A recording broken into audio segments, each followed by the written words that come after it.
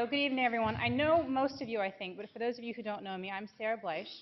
I'm an assistant professor in the Department of Health Policy and Management. This is the second annual HPM alumni panel, so welcome all of you. I'm glad you could be here. I'll tell you that when I was a graduate student, I'm about 3 years out now, but when I was a graduate student, this type of panel, sort of learning people on the market or recently on the market, was a huge help. So I hope that you'll engage with the panelists, talk to them during the cocktail hour, and this is going to be in two parts. So the first part will be about an hour, 50 minutes. Each panelist talk for about 5 minutes about their job market experiences, their life after graduation, things they learned, things they didn't learn, sort of give you some advice about some things that for them were really helpful, either in their current jobs or when they were on the market. And then for the second hour, it's a cocktail hour, and you can network, you can chat with the panelists, talk about their experiences, and I'll tell you, and you'll probably hear this from the panel, that networking can be a key way to get jobs. So please stay and chat and talk with each other and the panelists and get some advice that they may have for you. And I'm going to introduce each one of them in alphabetical order. It's not the order that they're sitting in, just so you have a sense of who they are and where they're coming from. So Mark, if you could raise your hand. The first is Mark Biddle. He has 20 years of health management experience. He's currently the Vice President of Ambulatory Services at Johns Hopkins Medicine. He's the Director of Ambulatory Quality and Patient Safety at the Johns Hopkins Health System. He has experience leading numerous performance improvement teams and especially interested in patient identification, care delivery model innovation, and creating sustainable improvement. He's currently on faculty at the Bloomberg School and Carey Business and teaches 2 classes, one on management and organizational behavior and the other on health services administration. He's also a pilot. And his degree from HPM is a Dr. PH. Cyrus, if you can raise your hand. Cyrus Engineer. He currently works for the World Health Organization in their patient safety program. He led the Save Lives, Clean Your Hands initiative that aimed to heighten awareness of hand hygiene among healthcare professionals globally. He serves as faculty and co-teaches a course on patient safety here at the school. And he's also the manager of WHO's Patient Safety Project at the School of Medicine here at Hopkins. And he received both his master's and his Dr. PH from HPM. Marjorie Innocent. She's the senior director of research and programs at the Congressional Black Caucus Foundation, which is located in DC. She leads development, implementation, and evaluation of the Foundation's initiatives in health, education, economic development, and leadership. She serves on the Health Equity Leadership Commission of the Congressional Black Caucus Health Brain Trust, the advisory board of the Robert Wood Johnson Foundation to prevent childhood obesity, and the planning committee for the annual National Conference on Health Disparities, which is led out of the University of South Carolina. Her PhD comes from HPM. Lydia, a friend and colleague. She's an assistant professor, a recent graduate of community health education at Hunter College, which is part of the CUNY system in New York. They have a new school of public health there. She teaches a class on community health assessment and social disparities in health. Her research interests include translating research into practice and policy, racial and ethnic health disparities, the social determinants of health, and the neighborhood environment and its role in health promotion. Lydia received her master's and doctoral degree from HPM. Nope, not the master's. Not master's. Oh, right, master's from Harvard, doctoral degree from HPM. Thank you. Joanna Zabloski-Kufel. She is a recent graduate, food safety fellow in the Food Safety and Inspection Service at the USDA, with a focus on public health performance and management. She's been involved in several federal-wide initiatives like Healthy People 2020, which many of you have probably heard of, President Obama's Food Safety Working Group, and she just graduated, and her dissertation focused on the relationship between Maryland's local environmental health and food protection infrastructure and foodborne illness. She got her MPH in environmental health here at the school and her PhD from the Department of HPM. So let me turn it over to Joanna, who will start things off. I've asked each of them to talk for about 5 minutes, and then we'll open up for questions. I forgot one person. Oh my goodness, I'm sorry. I'm sorry. And last but not least, and I'll be quick now in the interest of time, is Whitney Witt, who is an assistant professor in the Department of Population Health Sciences at the School of Medicine and Public Health at the University of Wisconsin at Madison. So I'll keep that brief so we can move forward. So, Joanna. Hi, my name is Joanna. I graduated in, I'll start even further back. I had no interest in public health when I graduated, or when I started college. I'll start that far back. And took classes in community health as I was going along and had some interest in public health as a result of that.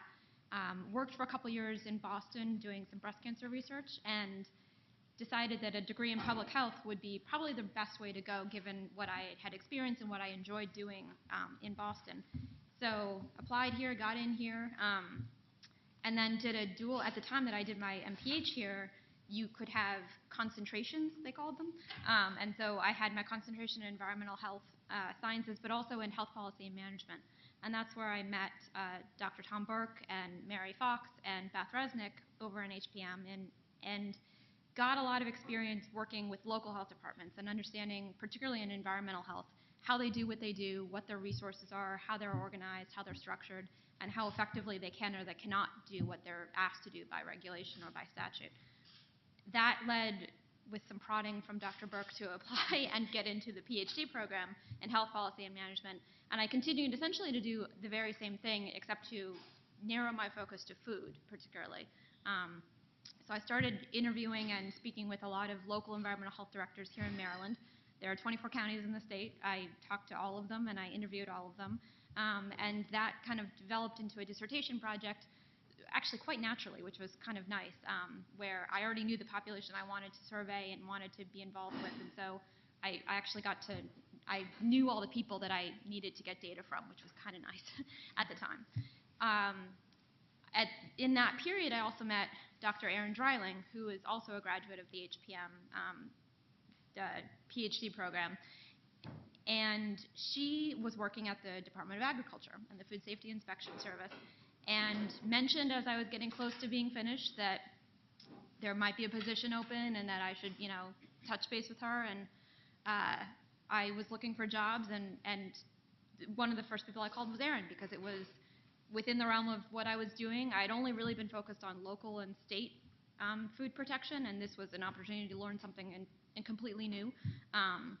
And she actually had a position held for me that was a food safety, well, it wasn't held for me, but it was a food, that sounds a little bit much, but it was a position that existed at the USDA level, or at the the Food Safety Inspection Service level, that each individual department could elect to hire a employee, but they were technically a food safety fellow, which meant that they could cover a wide variety of topics for the department, for that individual department.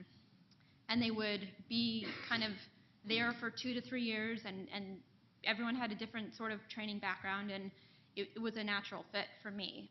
And so that's how I came into Food Safety Inspection Service.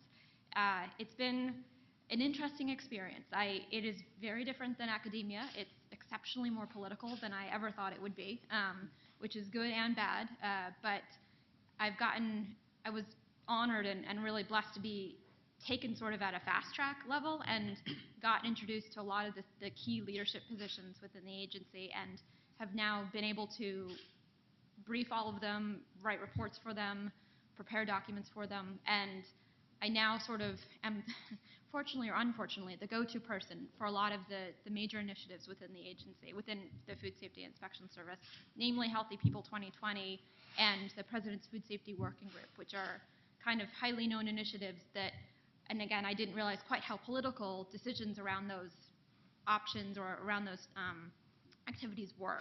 And so it's been a great learning experience, and I'd be happy to talk to anyone about it in the future. No, sorry.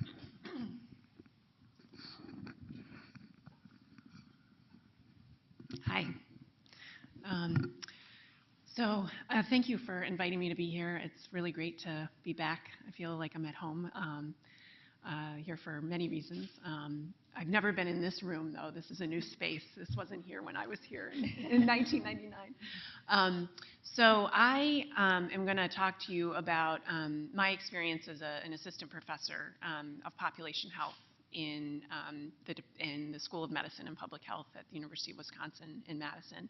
And my remarks are going to be based on just my experience and what I think has been most helpful for me coming out of this program in my current job, and the things that I thought, that helped me with going on the job market. So my current job really encompasses 3 different roles. So it's primarily, I'm a researcher. It's kind of like juggling 5 dissertations at the same time. I'm a PI of several different studies and lead a research team. And that's been amazing. And I think the things that I did while I was a doctoral student that really helped prepare me for that part of my current job are things like getting involved with professors' research projects. So in addition to obviously doing my dissertation, I got involved in a research project with Dr. Starfield and Riley. And we ended up doing a study looking at social class gradients in adolescence, and ended up writing a paper and publishing it. And so that was a really amazing experience while I was here that I think really helped prepare me for my job as an assistant professor. The other part of my current job involves teaching and mentoring. And another aspect of what I did while I was here that I think really helped me in preparing for that part of my job was to TA. I think a lot of students tended, I don't know if this is true, but they tended to shy away from that experience. And I would really encourage you to do it. I think it's a great experience. I found that when I went on the job market, it really set me apart because I had been teaching, and I had revamped a course, so I TA'd for 2 years, and I could say that I was part of redoing an entire course. I taught the Intro to Health Services Research class with Ann Riley. So that, I think, if you have the opportunity to do that, I would really encourage you to think carefully about that. The third part of my job right now involves service to the university and to the department. One of the things that I did while I was here as a student was to get involved in serving the community. So getting involved in working on committees, understanding governance from a student perspective, but it also gives you insight into what it would be like as a faculty member. Because if you decide to go the route of academics, you will be expected to serve, the community and grade qualifying exams and admit people and things like that. And it is important to know how that works. So I'd encourage you to do that as well. So I graduated in 2001, and after I left here, I went and did a postdoc at the Harvard School of Medicine in Pediatric Health Services Research. And I was just mentioning to Sarah that was a really important time for me because it really allowed me to publish my dissertation, get my job talk ready, and really position myself very well for going on the job market. So I thought that was a really important time to just sort of take a breath, recover from the dissertation, publish it, and then get ready to go and do job talks. The other thing that I would like to sort of mention is, during my doctoral program and in my postdoc, I spent a lot of time going to conferences. And at the time, I felt like this is great because it helps me keep my work going. I submit abstracts and then I go present it and get feedback. But at the same time, I don't know if I really realized it at the time, I was forming a network of people that would eventually become the people that helped me get jobs. So the jobs that I've had in my career, I've never gotten through answering an ad in a newspaper. I've never gotten through any kind of advertisement. It's all been networking. So I would encourage you to find a professional society like Academy Health or APHA or some other society that links in with your interests, and really start to spend some time with your colleagues and get to know them. These are the people that are going to be looking for you to join them in their departments. So I think that was also something that was really, really important. I think those are my remarks for now. So. Take this one, sure.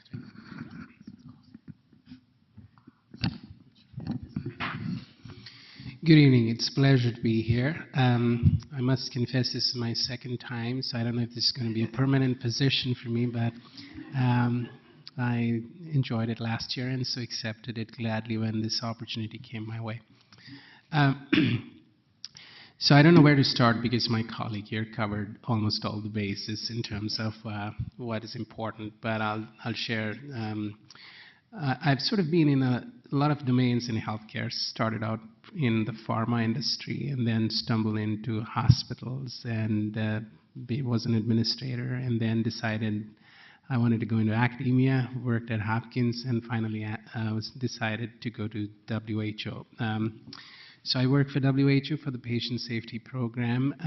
It is embedded in a cluster called the Information Evidence Research Cluster. The first 2 years I was based in Geneva, deputed from here to oversee a global campaign on hand hygiene. It was quite a learning experience there, and I would say that it was, I mean, some of the things that I think I cherish was the learning that I got during my coursework here, and how some teachers insisted, my advisor particularly suggested that I take up some courses, and which I sort of was at one point in time, why? Why do I need to take these courses? I don't foresee the need to take some of these courses. And surprisingly, some of these courses which you just mentioned, the health services research course and the quantitative tools for managers and biostatistics and EPI, we managers shy away from, I'm speaking for myself, but a lot of managers too, shy away from some of these courses, you know, the 621 series. Why can't I take the 611 series, you know? And so I asked that question probably a half a dozen, if not more times to my advisor. But I think, you know, walking away from school, those things have really helped me understand how we, you know, plan for designs, how do we make sure that we collect good data, design the study and the population at risk and so on and so forth. So work at WHO has been interesting, and so at some point in time I miss the close contact that I had with customers, because our customers or stakeholders are 194 member nations who are across the globe, and so you do deal mostly with countries and ministries of health. And so you're sort of away from operations, which is like in a hospital, but all in all, it has been quite an enlightening experience at WHO. Now I'm at Hopkins in a new office that has been set up for WHO, so I work out of Baltimore, which is where my family is, and well, we're doing some work jointly in Hopkins and WHO on evaluation. I'd be happy to talk more about it later. Essentially, what I think are skills that you need to prepare yourself, and I cannot emphasize more about the aspects of networking, the importance of meeting people, going to journal clubs, making friends and groups, and you know, in my time we didn't have Facebook, my time, but you have that now, and there's lots of ways that you can network. You don't have to be physically present, and so it's important to be in touch with your peers, go to these. You know, one of the things that I think was most interesting was to, when you walked into an elevator at Hopkins at the School of Public Health, you would almost always find, you know, notices that invite you to attend one or two brown bag lunches or seminars, and these were, sometimes you might think, oh, okay, this is not my area of interest, but guess what? You might meet some interesting people, so don't just focus on the topic as much as, you know, the ability to network and get to meet new people. So with that, I think I will leave some aspects to the rest of my colleagues here on the panel. Thank you. Okay, let's see if I need this. I'm kind of loud in general. Most people know that about me. I'm from New York, so I talk fast and I'm loud. So if I talk too fast, give me a signal and I'll slow down. So I think on this panel, I'm actually the most recent grad, because Joanna was March and I was August of '09. So, and we were the same cohort. And so I'm going to ditto everything that Whitney said about academia, since I'm actually in academia. So I'm assistant professor at the City University of New York, the new School of Public Health, which should be accredited in a month, hopefully. Our site visit is December 15th, so it's a little stressful right now trying to get a new School of Public Health on the ground. But one thing to say is that public health has actually become a very big cachet, and so you have these new schools of public health that are cropping up everywhere. And so for people who are getting PhDs in public health, they need faculty. And we still need faculty, so just think about that as you're going around. And not only, even if you're an MPH student, there's also adjunct teaching, so you may not be on faculty as a full-time faculty, but you could get the teaching experience. And so I just want to throw that out there in terms of that. So I'm going to try to be a little different and just talk about a little bit about my path, and as being the most recent to go on the job market and in this job market. So I went on the job market in, I would say, the fall of 2008. Yeah? Yeah. Which is interesting because my dissertation wasn't even close to being written at that point, but I finished it when I needed to finish it. So, and one of the things that my advisor and I had struggled, and my advisor was Dr. Thomas Levis, always struggled with was, I don't really know if I want to do academia. And he's like, okay, but you're getting a PhD. And people who get PhDs kind of go into academia. So it was a huge struggle for me. I really didn't know what it is that I wanted to do. And I actually did something that scared, where's Judy? Judy Hoser a little bit, and my advisor is I actually took a year off after my orals and worked for the Maryland State Health Department. And I actually was the special assistant to the Secretary of Health for the state. And so I did that for a year, which was really interesting because I wasn't sure. I was like, I don't want to go in academia. I'm published in Paris. It's not for me. I'm not that good at it. At the stage you were at Hopkins when you just feel like you can't do anything. And so I was like, I'm going to go and work for government, and I'm going to figure out if government's the way for me. And maybe when I finish this PhD, then I'll get a job in government. And so I worked for the state for a year. It was a very, echoing Joanna, very political process, which I did not realize as much until you're right in front of it. I was lucky. I was working for the top man in the state health department, who is, actually an MPH graduate of Hopkins and is, really bright, really gets it, all this kind of stuff. And I just kind of sat there like, whoa, okay, maybe not. But it was the best experience of my life. And so that Judy doesn't freak out, I'm not recommending everybody take a year off. But it worked for me, and it was really one of those great experiences of just kind of also figuring out, that was a time, and in a way it worked for me because it was a time to figure out, okay, well maybe at this stage of my life, government is not what I want to do. Before I finished a PhD and decided to, for example, get a federal job and feel somewhat, to some extent, not saying that she is, stuck. Because after you're done, it was kind of good. I was like, okay, I can go finish my PhD and then decide what I want to do. So, but even in the job market, I actually still applied for federal jobs. I applied for state jobs. I applied for consulting jobs. So I really ran the gamut of what I applied for because I wasn't too sure what I wanted to do. I was lucky enough that because CUNY is starting this new school of public health, they had like 9 jobs available in the spring of when I applied. So it's, for anybody who doesn't know, it's a consortial school. It's actually made up of 4 schools. So I'm at Hunter College, but it's Hunter College, Brooklyn College, Lehman College in the Bronx, and the Graduate Center, which is what gives out the Doctor of Public Health degree. Each one of those, except for the Graduate Center, had a job, and had a job in the area that I was looking at. And I actually applied for all 3 jobs, interviewed for all 3 jobs, got all 3 jobs, which was a very interesting kind of thing. And the reason why I'm saying it is that one of the things I actually will say as a friend, Sarah kind of helped me through this process when I was going through it, is that sometimes through this dissertation process, you kind of feel beat down and you kind of feel like, I'm dumb, I can't do this, this is crazy. And then you realize that, you know what, you're coming from Hopkins. And you have skills that you do not believe that you have. And they're skills that are wanted. I applied for all those jobs not thinking I was going to get interviewed at all of them, not thinking I was going to get all of them. I was just trying to get a job, I'm going to be honest. So I put 10 resumes to 10 different faculty positions out there and got half of them. And then had to make this crazy decision about where am I going to go, and especially within the CUNY system, within the same system. So which school am I going to pick? I picked the one I picked for actually political reasons. It was a good choice, and I particularly wanted to go back to New York, so I also kind of focused my search in New York. Not saying you have to do that, but that's the way to go. And unlike Whitney, I actually didn't do a postdoc, which we can both talk about the advantages and disadvantages. I think there are advantages to getting a postdoc because, for example, she got her dissertation papers published. I'm still working on publishing mine because I'm at a teaching university, and I do a lot of teaching. I do more teaching than let's just say I do a lot of teaching.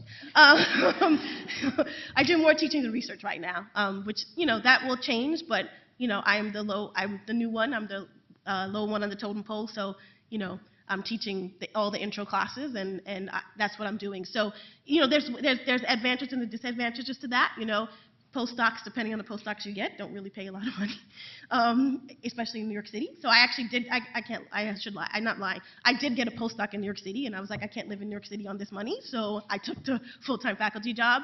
And so, you have to kind of think about where is it you want to be, how is it that you want to do it. You know, I got to admit, I'm still juggling if academia is for me. I'm in academia right now, but, you know, all of us on this panel, all of us, are fairly young. And so what? I decide if it's for me as I'm doing it. I keep on going and see if it's for me, and if it's not, then I move on.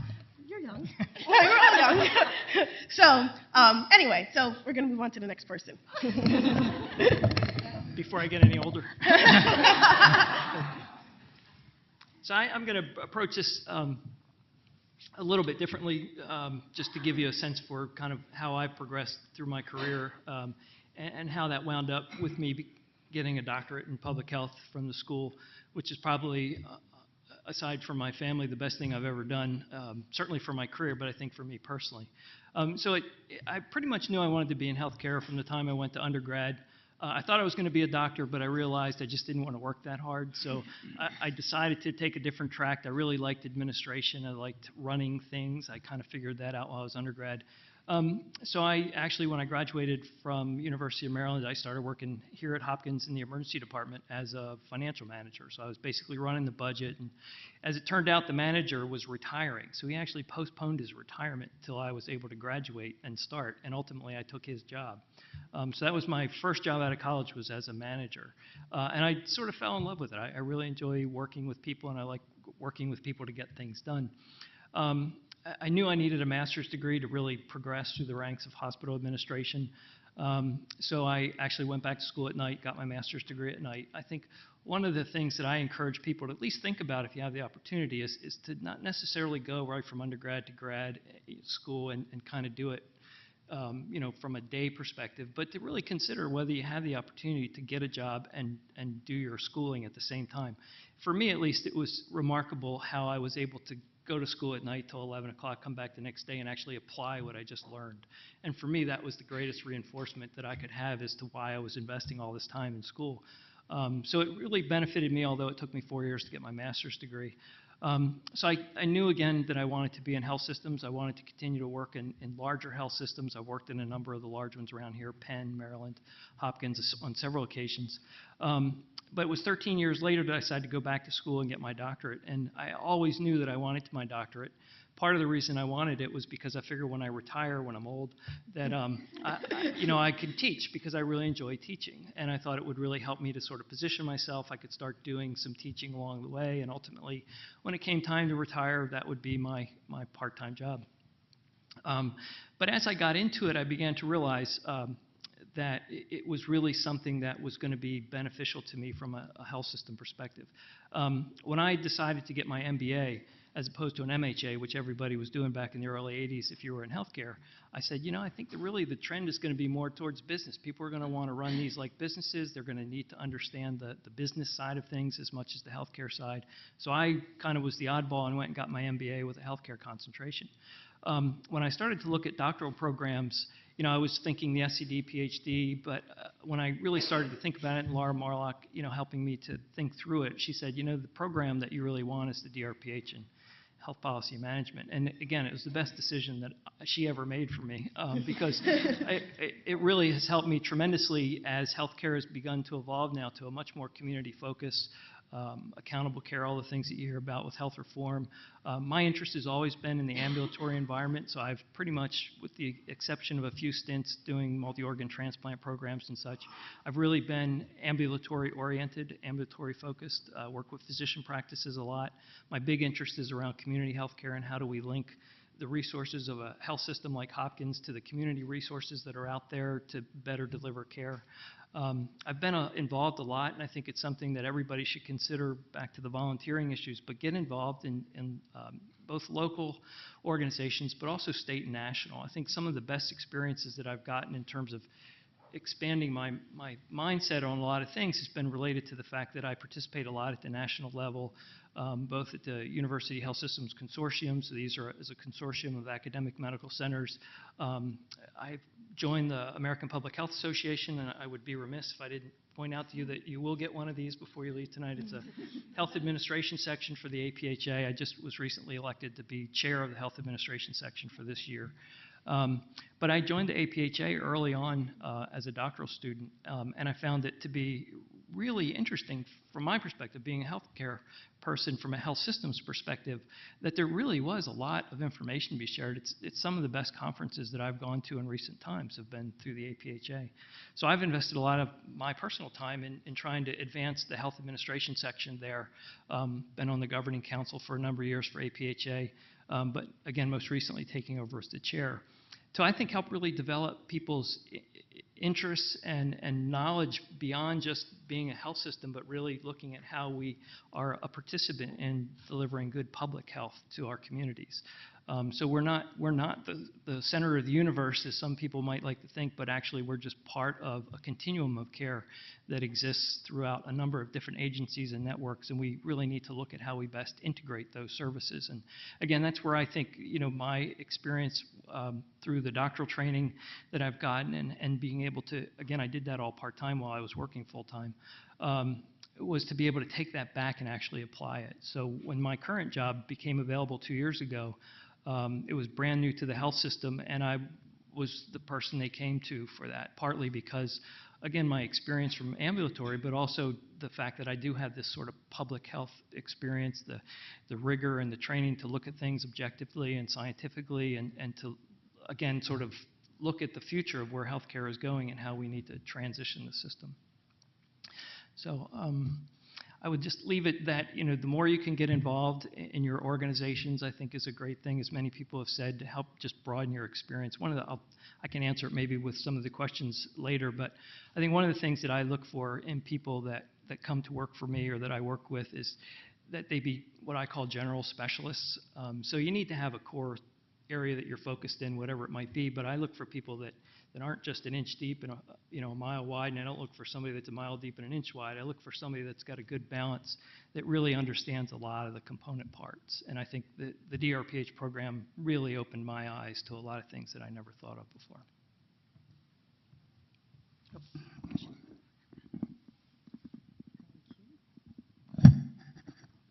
Hello, everyone. I am very, very pleased to be here with you. My advisor's here. Hi, Janice. I literally have not seen her in almost 5 years, so it's very, very good to see her. I am incredibly excited to be here today, and when Mary Sewell invited me to take part in this forum, I said, I think I've got some things that I've learned and some things that are valuable enough to share. So yeah, got a pretty crazy schedule, but she actually hit me up at the right time. So thank you very much again for that. Like everyone else here, I think I have an interesting story with how I actually got to where I am today, both in terms of my recognition, if you will, of my interest in public health and more specifically in health policy, and how I actually got to my position. It was really very, very organic. I realized between college and when I started graduate school, 5-year period, that all of the positions that I'd had, there were actually 3, all had some relationship to health, not to medical practice, but to public health. And I've always had a very, very strong interest in politics. I realized for a number of reasons that politics isn't necessarily where I wanted to go. Didn't think I actually had the stomach for it or the patience for it in a lot of ways. And working for the Congressional Black Caucus Foundation, I'm very clear that that was actually a very, very good call on my part, and I'll talk about that more in a minute. And so health policy really became the hybrid for me. And I said, you know what, I think this actually makes a lot of sense. And at the time, I was working for Helen Keller International in New York, and there are a number of people there who actually were Hopkins babies, as I call them, including the president, who actually used to be the dean of the school, Karen Davis, many, many years ago. And I talked to them about my interest, and they said, you need to go get your degree in public health, you need to get a PhD, and you need to get it at Hopkins. 1, 2, and 3, just like that. I said, well, there are other schools, you need to go to Hopkins. Okay. Well, I see they also have master, you need to get your PhD. Okay.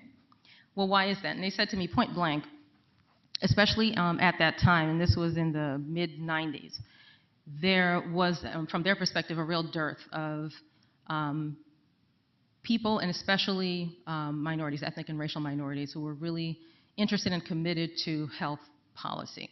very specifically. And they thought that I should go right on in there and throw my hat in the ring. I said, okay. I started the program, and within a year, I actually started working. And as many of the folks here have mentioned, it worked for me. It meant that I was on what I call the extended program. Didn't work out very well for my parents' blood pressure, made them very, very, very nervous. They were like, are you really going to finish this program? And I said, I'm going to finish. But the reality is that the work experience that I got really complemented very well the education that I also got. And for me, it really worked out, really, really well. So I was actually able to work at the Center for Adolescent Health, which is here at Hopkins. I certainly hope it's still here. It used to be headed by Dr. Cheryl Alexander. She actually had started it. Sadly, many years ago, she passed away from ocular melanoma, so she's no longer with us. But the experience that I got there, especially doing a lot of qualitative research and a lot of community-based work, was absolutely just really invaluable. Subsequent to that, I actually worked for an organization called CARTA, the Center for Applied Research and Technical Assistance, which is here in Baltimore, also started by two former Hopkins alums, actually. And, I don't know, maybe there's a trend here, but it's a little disturbing. Barbara Sugland, who is, again, an alum from the school, also passed away actually just a year ago of triple-negative breast cancer. So very, very unfortunate. But again, the legacy with teaching us and the young people who were there, a small group of people, about applied research, about really doing some really serious community-based participatory research was really, really invaluable. And by the time I finished, I left CARTA shortly thereafter and actually, interestingly enough, started working for Montgomery County Public Schools.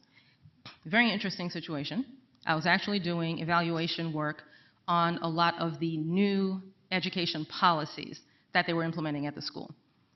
The connection for me, of course, was having worked at CARTA, having worked at the Center for Adolescent Health, youth development was a very, very strong interest for me and was something that I actually got, very, very quickly. They actually liked the fact that I was bringing in a different background than a traditional education background over at Montgomery County. And so being able to do that work and to, just really kind of come in with a different lens on, to sort of evaluate a lot of the policies that they were putting into place was something that was very, very rewarding. Very unexpectedly, I found out about the position at CBCF, at the Congressional Black Caucus Foundation, and really had to think hard about whether or not I was ready to do that leap. What really drew me to that position, though, was the ability to be able to marry a number of interests for me. So on the one hand, starting to get more into, back into, I should say, the policy world, especially at the federal level. Bringing in my research hat, being able to work with providers, potentially, and with the general public to try to bring these groups together, if you will, to be able to both define solutions and start to implement some real, hopefully, some really good, solid solutions, especially for the African American community. As you can figure, of course, by the name of the organization, they do focus pretty exclusively on African American issues, which does not mean that we do not partner, of course, with other ethnic and racial groups in addressing some of the issues that we focus on, but the key work really is around African Americans. That in and of itself was a big switch for me because prior to that, I really had a focus on a broader group of people. What's been very interesting, I think, and very, very enlightening, more so than anything else, with the work that I've been doing at the foundation, and I should mention that our work actually focuses on education, economic development, and health. So I actually oversee all the program work that we do in all of these areas. My background in health and social policy, because that was my concentration, has been very invaluable. So I don't look exclusively at the health piece. Social determinants of health absolutely matter. Understanding the impact of health on all the other areas, the impact of the other areas on health has been absolutely invaluable. And one of the things that I came to realize, probably more so than at any other time, is the extent to which for people who are not focused on health, health really is a different realm. It absolutely is about people's well-being, and it's about insurance, and it's about people going to the doctor and how they take care or don't take care of themselves. But it's still very much seen as being very separate from the rest of people's lives, really, for the most part. And my ability to be able to help people to change that mindset and to really sort of reconfigure, if you will, their understanding of health has been very, very instrumental, I think, for the organization and for some of the work that we were doing throughout and at the community level. One of the things that I really learned, though, is, and this is a big lesson, to all of you, and I'll be more than happy to talk with you more about this later, is that you are definitely at an institution where you are learning some serious stuff. You're really getting some knowledge here. You need to take it with you. You need to be proud of it. You need to understand what it is. When you go and work with legislators, this is certainly at the federal level, but I believe it's also true at the state and local level. Don't assume that because you have that knowledge, you're going to be welcomed with open arms. Don't think that it's going to be like, oh my goodness, thank you so much, I was waiting for this information. What I've actually seen, I have to admit, I've been very lucky, knock on wood, it hasn't happened to me, but I've seen it happen to a lot of other researchers. They have gone to folks at the federal level and said, I've been doing this research, this is, what you need to be focusing on, you need to consider this issue, this is going to be a barrier to what you're doing, et cetera, et cetera. And literally what they get is, who are you again? Who do you work for? We're fully aware of this. We have people here who look at this. We have our agenda. Thank you very much for this information. We'll let you know if we need you. And you want to talk about one big, fat, ego-deflating session. And it's something that, I'm not going to lie to you, I've seen it happen very, very consistently. So you need to be very clear on what it is that you know, but you need to be very strategic about how you go in with that information, who you tap into.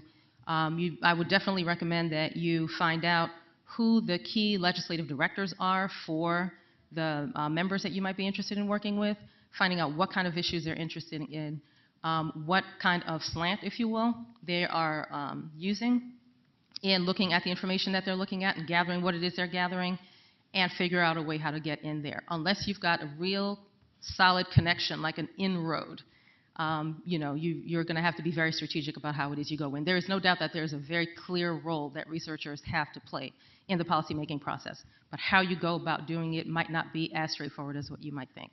So that's probably the biggest lesson that I would impart. Thank you all. That was great.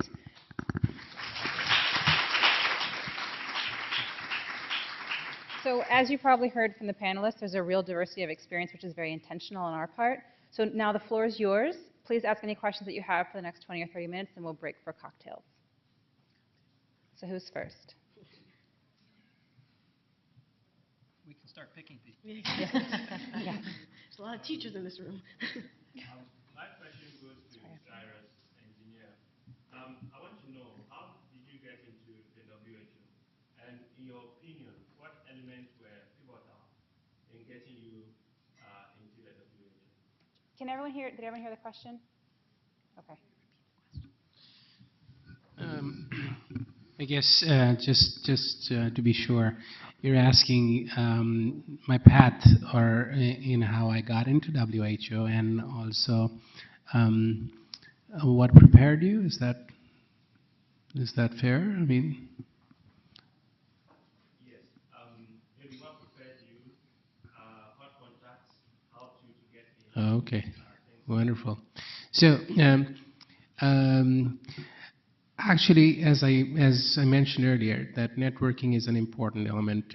Like some of my colleagues mentioned, I've never really applied for a job as in a job that is on the website. All along through my career, it has been opportunities that have come my way, and the job has been posted later on. So this was a similar experience where we were collaborating on a piece of work with some people at WHO, and there was this opportunity that came up because they wanted somebody who had a training in methods and communications, health behavior, to be able to run a global campaign. And so we got discussing about the project and how it might shape out, and then at some point in time I was just emailed and asked if I would be keen to consider a position to come over to relocate to Geneva. So again, it was one of the conferences where a group of experts on quality and safety that I attended in DC,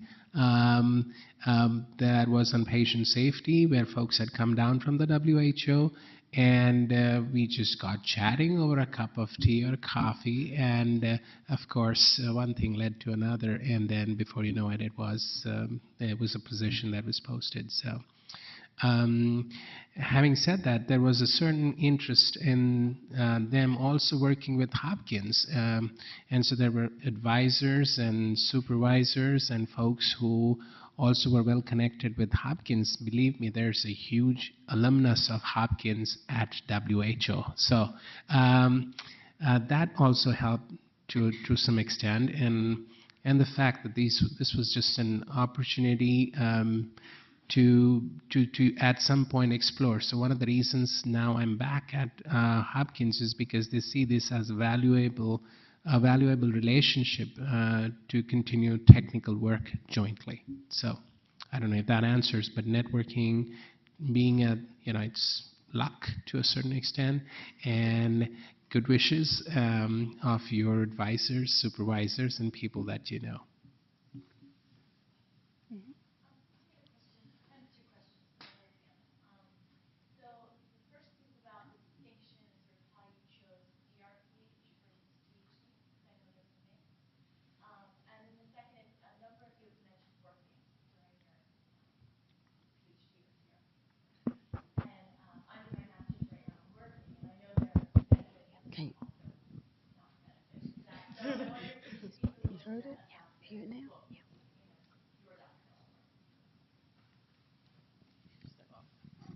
Since I brought it up, I guess I can start. So the difference between the DRPH or another doctoral really wasn't as apparent to me when I began to look at it. I think what caught my eye about the DRPH was the fact that I'm in the business, so to speak, and so I was looking for something that I could take and apply. So I think I've come to learn, and I'm on the DRPH executive committee for the school, that it really is an applied degree from a doctoral perspective. And again, I knew I wanted to have a doctoral degree, and to me this just seemed to be the best fit, that it was really something I could take and then be very translationally oriented in the industry. In terms of working, I mean, there are lots of challenges. It took me 6.5 years to do my DRPH. I was working full-time across the street. I was fortunate to have a boss that was, certainly very supportive of me scheduling myself to take a class, like a meeting, and I was also fortunate it was right across the street, and very fortunate that I had a wife that was supportive as well, because there was a lot of work involved, and my kids loved it because I did homework with them, and I helped them, they helped me. It worked out well.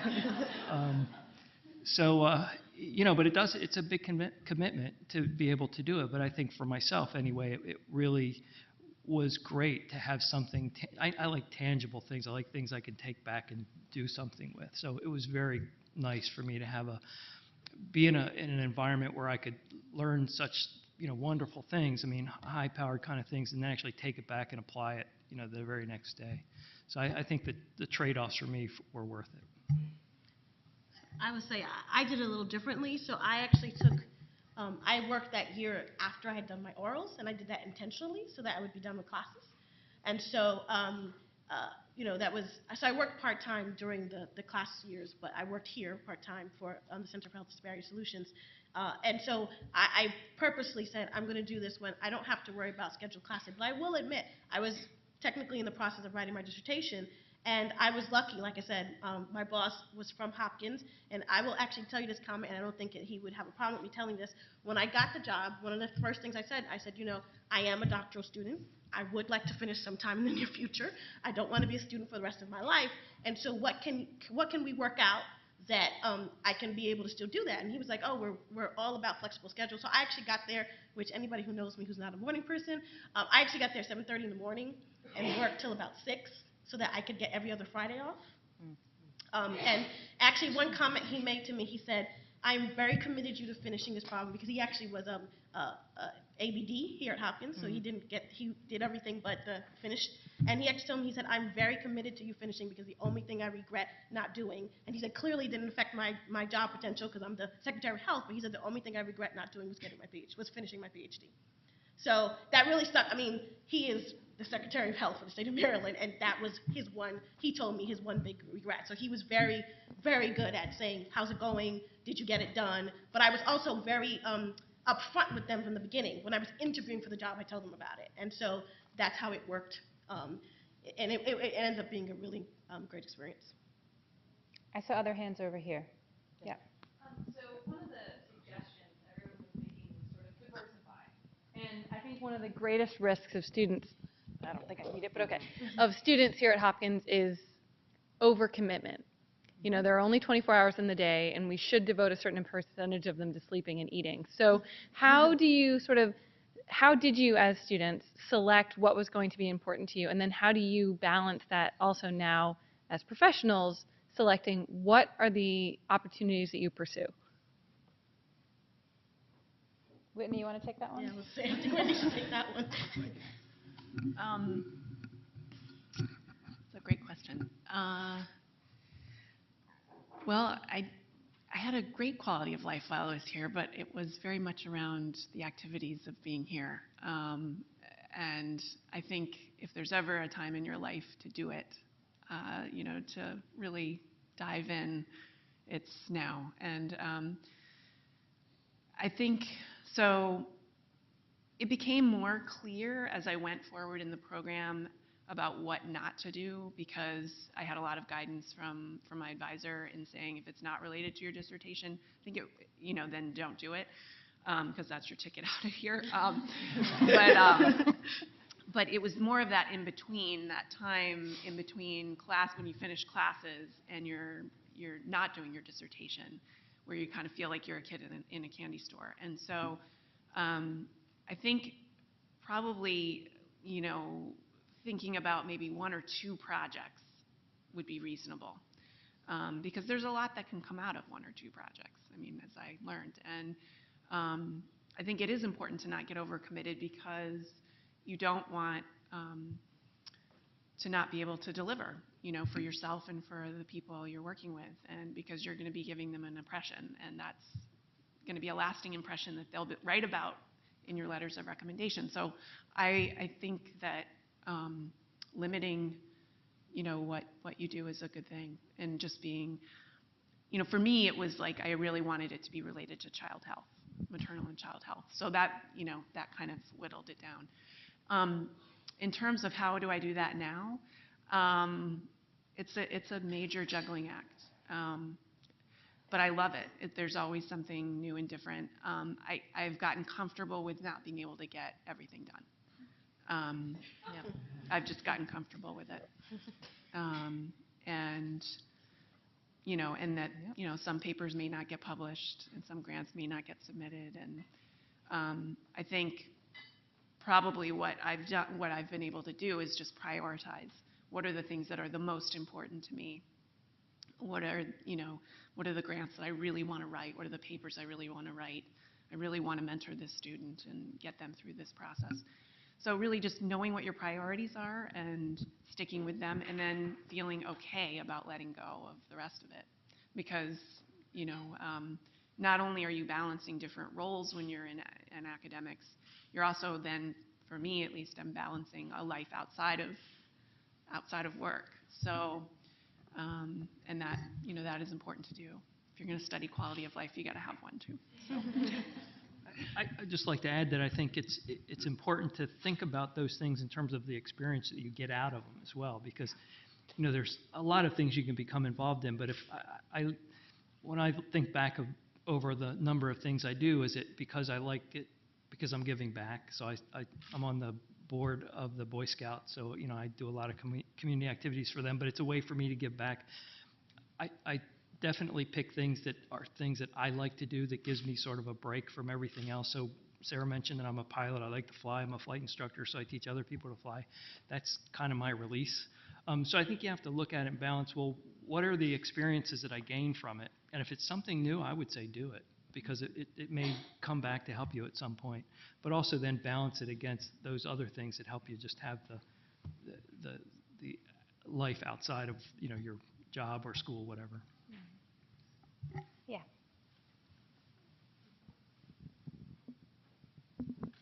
So the professors on this panel mentioned their decisions to take a postdoc and to not take a postdoc. Could you, both of you, please expand on some of the pros and cons that you weighed before making that decision? You want to go first, Lydia?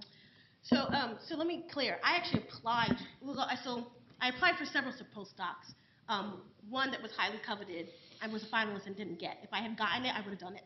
So I should put that out there. And it was the Robert Wood Johnson Health and Society Scholars. I would have done it and gone to Michigan if I had gotten it, but I didn't get it. The second one was in New York City, which was great, and it would have been great. And actually, talking about networking and still working, so on the side, so I interviewed, got the postdoc, and then was like, yeah, I can't live on $37,000 a year in New York City, even though I'm from New York City and my family's in New York City, and I still couldn't do it. But kept the connection with the person who was doing the postdoc, and I actually am now working with her beside, on the side. So it actually works out. It actually worked out well for her and for me because, she's still getting my skill set because she's an MD. And one of the things I want to expand more, but one of the things I do want to mention on what Marjorie said was being here at Hopkins, you have a skill set that you don't even realize you have. And one of the things that Sarah had asked us to talk about was classes we wish we had taken that we didn't take, or classes we did. So I did something kind of very different from HPM. Like Cyrus said, I took a whole bunch of biostats courses, which were painful. But I forced myself to take them because it's a skill that I thought, I do neighborhood work, and so it ends up being somewhat higher level that you need to do these fairly sophisticated stats that still blow my mind. But it actually was one of the best skills, because one of the things that helps me now with this person was she's an MD, she's a clinician, she's nobody on her staff that can really do stats the way I can do stats. And so she's like, all I want you to do is write papers. She gave me the data, she said, just write papers. Don't work for her. I'm at a different school, but because I have the skill set that she doesn't have where she is, it actually works in both of our favors. So the reason why I didn't take the postdoc was because, like I said, I just couldn't live on $37,000 a year in New York City. And I was actually also, too, on the non-joking side, I was really excited about this whole CUNY experience. It's a teaching university that's trying to move to a research university. It's in transition. It's a little difficult. My parents are both kind of alumni of CUNY systems.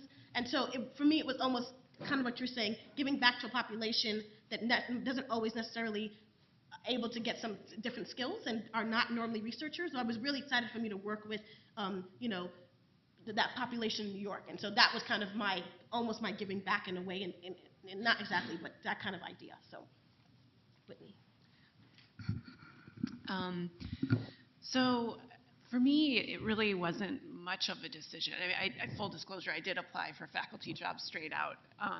So I also was sort of trying to figure out between postdocs and faculty jobs. For me, I did my PhD in 3 years, and I really don't recommend doing that, by the way. But I really needed more time. I felt like I needed more training. I needed time to really synthesize and get my papers in shape for publication. I also wanted to get ready for my job talk and really have that solid. And I didn't feel like where I was coming out, having done the program fairly quickly, that I was ready. So for me, it was a pretty straightforward decision. I think there are definitely pros and cons. I think I was probably more ready than I thought. Coming out of the program, I think that you guys have amazing training. As everybody has mentioned, give yourselves a lot of credit, and toot your own horn. I mean, you guys are really, you need to do that when you get out there. So I think that was part of it too, is that I didn't realize that I was probably more ready, but I needed that extra time, and I'm in the end glad that I ended up taking it. Can I just make one comment? I don't ever think a postdoc is a bad idea. So I'm just going to throw that out there, that actually there's a fellow student here who was here, and she called me up and said, what should I do? And I'm like, take the postdoc if you get a good one. Take it.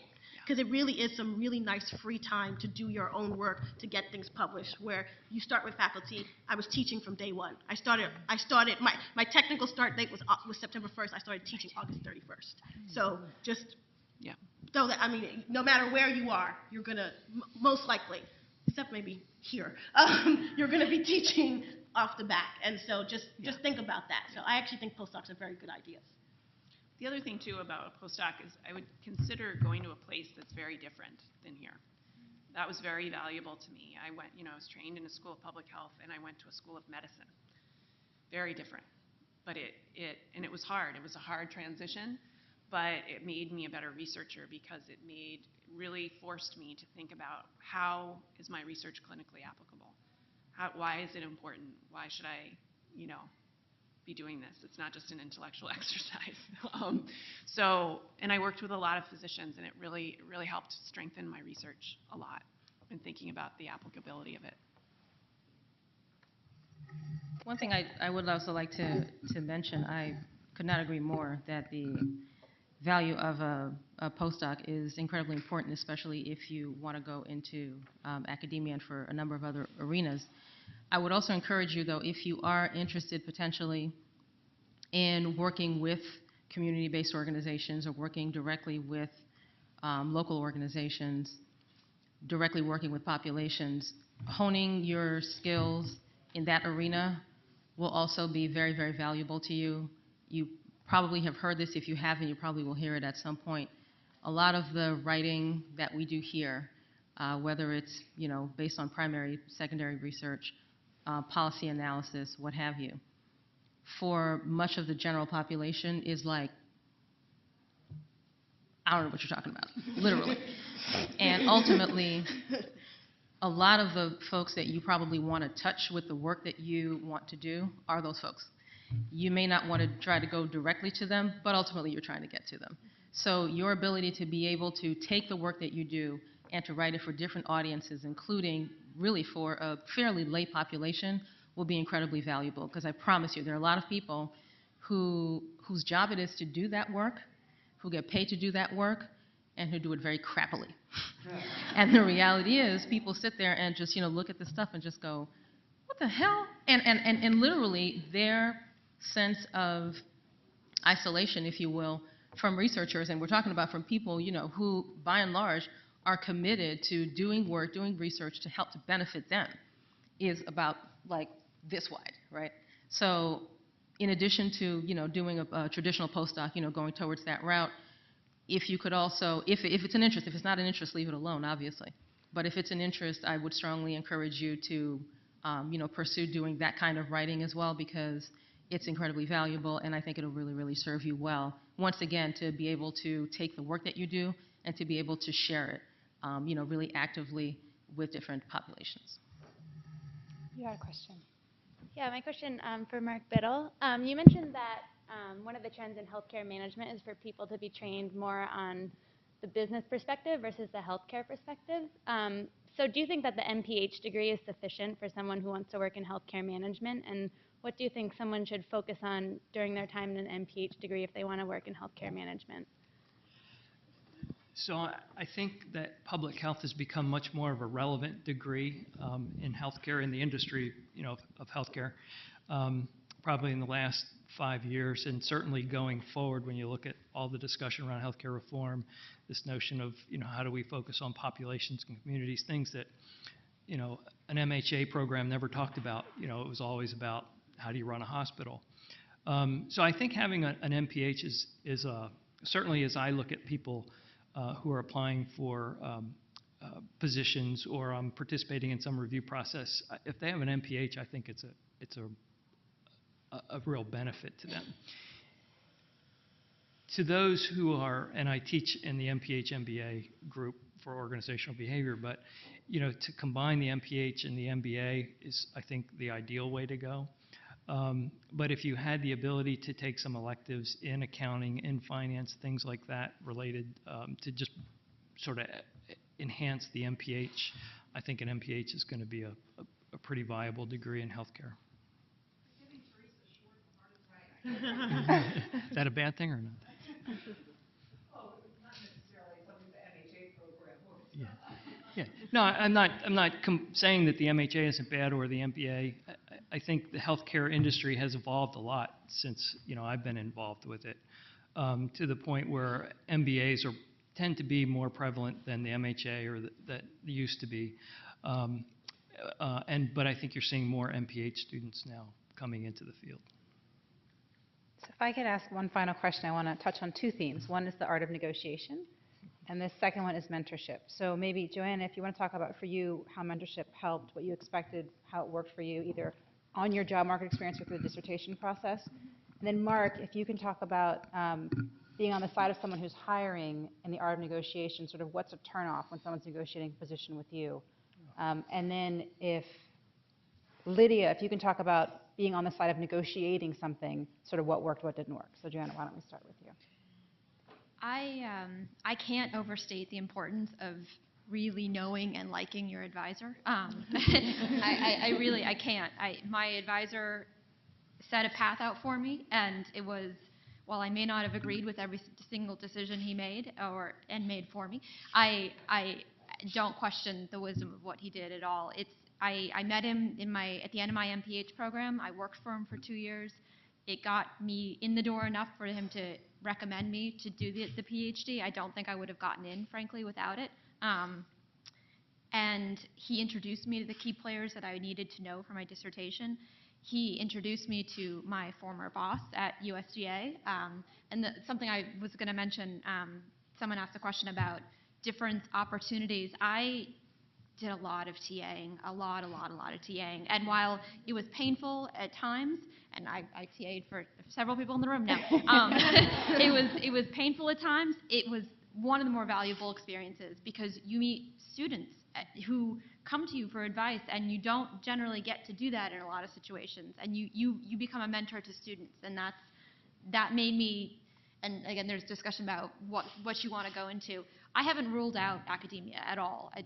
Government is an interesting diversion, and it's good for what I'm doing right now. And I shouldn't say diversion. It's really it's perfect for what I'm interested in right now. The hours are good. The pay is steady. I really enjoy what I'm doing, and I'm working with a lot of interesting people. But I haven't ruled anything out, and that's sort of the thing that, again, my mentors encouraged me to think about, was that no path necessarily needs to close just because you start down one path. And I did, and again, speaking of working, intern if you can, even if you don't get paid intern, particularly, and Lydia did this obviously full time, but I interned for the summer in between different years of my dissertation at Department of Agriculture, which again, probably got me the job at Department of Agriculture when I started full time looking for jobs. I met the key players. I got to know what the policies were. I got to understand what the political implications were of what we were doing. And I brought a perspective that wasn't really there aside from, frankly, my former boss, which is public health. People, a lot of the time, aren't thinking about the implications of public health and what happens in government and what happens in the rest of the world. And people really started to value my opinion on how I thought food safety should be conducted. And so I would get to know your advisor. I would intern as much as possible, even if you don't get paid for it. I would definitely be a teaching assistant. I would be a research assistant if you can here. Again, it's finding, and again, as Whitney said, I would focus though. I would not say, oh, someone needs a TA in biostats, but I really have no particular interest in going towards biostats. Don't do it then. I mean, it's too much time, and it won't necessarily, it might help you with biostats, but for other things it may not. So focus your efforts and really maintain relationships, and don't burn any bridges if you can help it. I mean, I know people who have done that, and it definitely comes back to haunt them. So keep your relationships open and make sure that you take all the opportunities that are presented to you. So do you want to repeat the? Yeah, so if you could talk a bit about, on someone who's on the hiring end now, if you're negotiating a job with someone, sort of what are some of the do's and don'ts of negotiating a job package? Negotiating job. Okay. So actually, I wrote down sort of 10 things that I look for when I interview someone. I think there's been a lot of emphasis, and there always has been emphasis on, making sure you identify all your accomplishments, all the things you were able to do. But, most of those are situationally dependent. You're able to accomplish them because of certain variables or situations. So I think what I look for when I'm interviewing someone, it's not just what accomplishments they have. I certainly don't look at their GPA and that kind of stuff. I know some people who do, but I personally don't do that. I do look at, whether or not they have pushed themselves, so let me just read through these. So one, I'm looking to see whether or not they've been true to a certain set of values. So can they express what it is that's important to them, and can I demonstrate or see demonstrated through their resume or through their discussions with me how they've lived up to those values? I've walked away from jobs because I was asked to do things that I didn't believe in, and it was, certainly not economically a good decision, but it was just not something that I could live with. And so when people look at my resume and say, well, what happened from here to here, I tell them, I left, and here's why. So I look for people that, really stick to their values.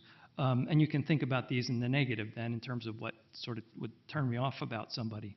That they have a general plan in mind. I think you've heard through every one of our discussions of our careers that none of it was a straight line. That everything that we did, whether it was luck to get into WHO or the fact that my first job was just happened to coincide with the retirement of the manager, and he was willing to delay that.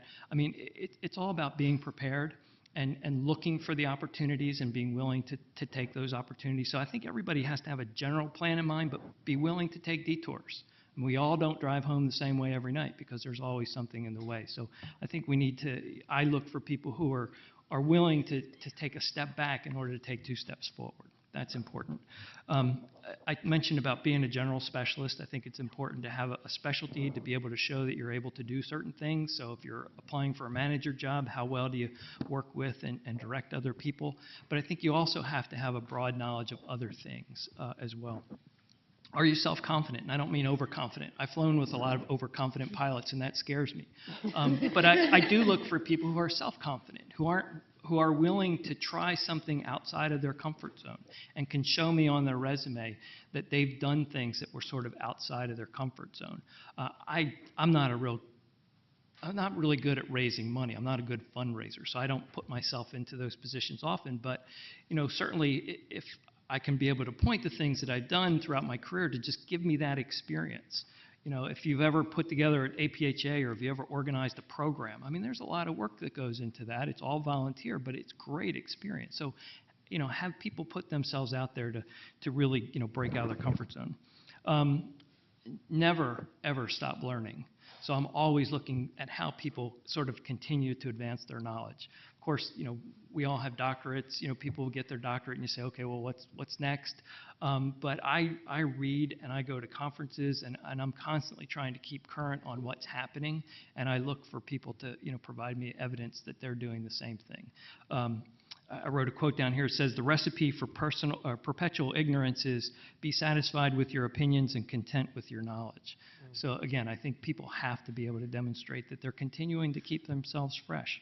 I also look for people to be critical of themselves. So it's easy to say all the great things that you do, but I want to know what you didn't do right and what did you learn from it. So I think I'm my biggest fan, but I'm also my biggest critic. Probably harsher than my own boss when it comes to my self-evaluations.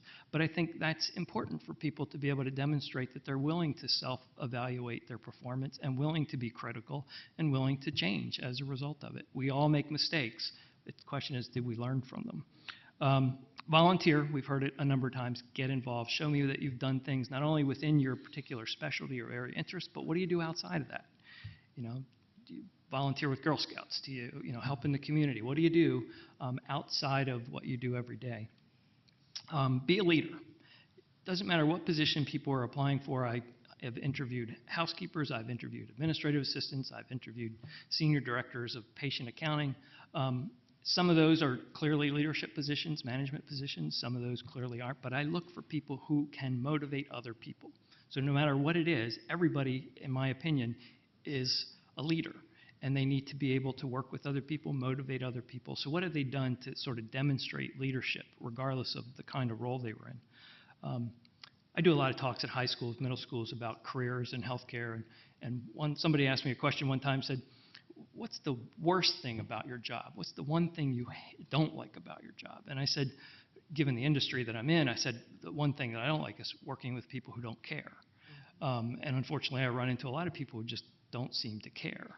And so I look for people who have demonstrated an ability to, one, show they care, and two, avoid people who don't care.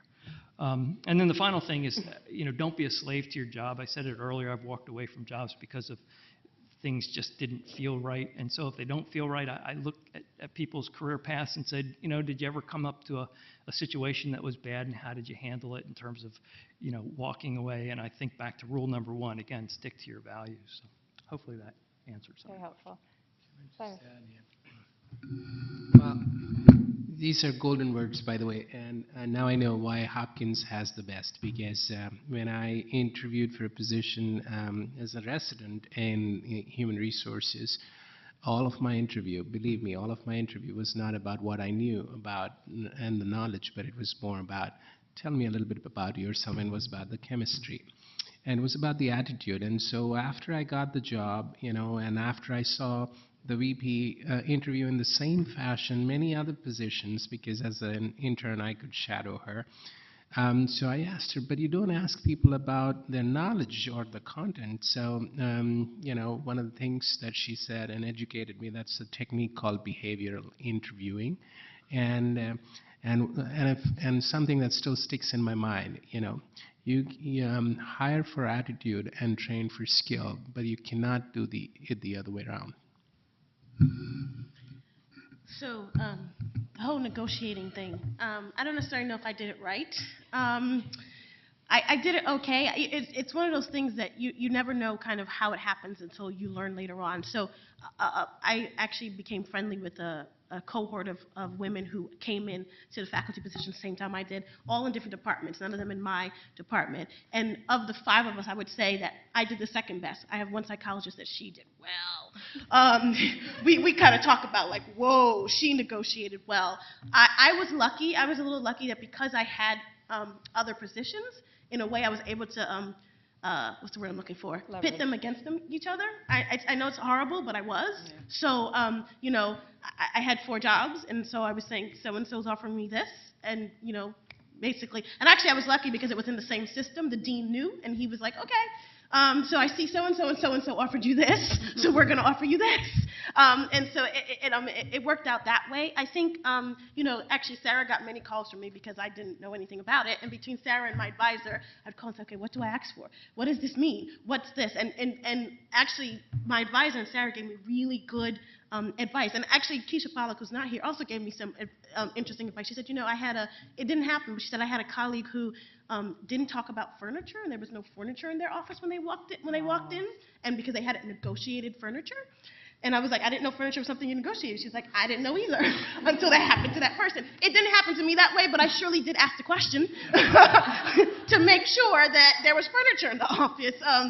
Because you don't know this stuff until you talk to other people. Who would have thought negotiating furniture? Like I said, I didn't have to do it, but it was a really good point that she made to me because it's stuff that you don't think about. And like I said, Sarah and my advisor really told me about like different things, like, academia-wise too. There's a 9-month salary compared to a 12-month salary compared to course release, and what does that mean, and how much does it cost, and all this stuff that I had never heard about. And so I just called the people I know, and the people I know who do this, and I said, does this sound good? Does this make sense to you? Is this kind of the norm? You can also look up kind of what's the median or the mean, Hopkins students shall know that, the median or the mean kind of salary within a system. And actually, something I found out after I got the job is, for example, the National Education Association actually publishes especially for state and city. I'm in a CU university, Whitney's in a state university, but state and city universities have to publish their average median salaries. So it is published.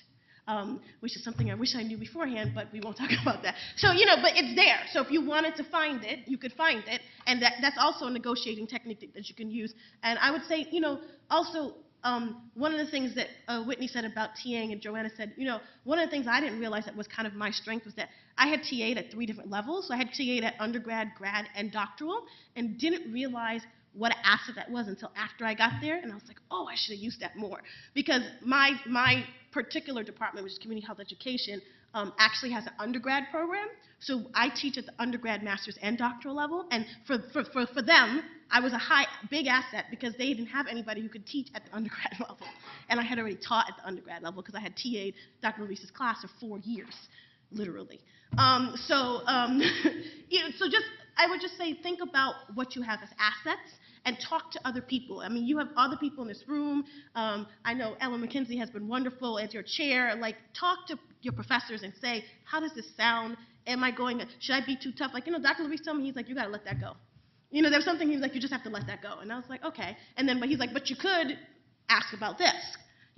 ask about some other perk here, and it ended up working out. But it was a little difficult because I've never done it before, and I didn't know what to expect, especially in academia. And so definitely call on your resources and ask them kind of, Sarah had just done it like a year and a half, so it was easy. Like she was in her car, and I was calling, like, Sarah, what do I have to do? I have to give him an answer now. And she was like, calm down, don't worry about it. Here's what you have to think about. So call us. You can call me. You can email me. I'll tell you whatever I know. So in the interest of giving you guys a chance to talk to everyone personally, I want to stop. But before we break, I want to give a special thanks to several people who made this event possible in addition to our panelists. Our department chair, Ellen McKinsey. Philippa Moore, who's the director of alumni relations. And Mary Sewell and Judy Holzer, who run the academic office in HPM. And please join me in giving a very warm thank you to our panelists, several of which have traveled far to be here tonight.